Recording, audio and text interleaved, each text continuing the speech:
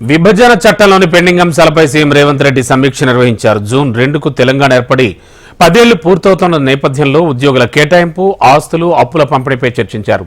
Pending అంశాలపై నివేదిక రూపొందించాలని అధికారులను ఆదేశించారు సీఎం రేవంత్.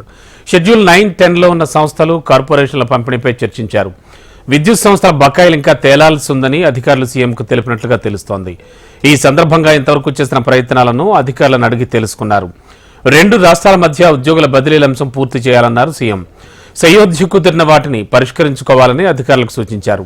పీఠముడు అంశాలపై తదుపరి కార్యాచరణ చేపట్టాలని ఆదేశించారు సీఎం రేవంత్ రెడ్డి. అలాగే ఈ నెల 18న తెలంగాణ కేబినెట్ సమావేశం నిర్వహించాలని సీఎం రేవంత్ నిర్ణయించారు.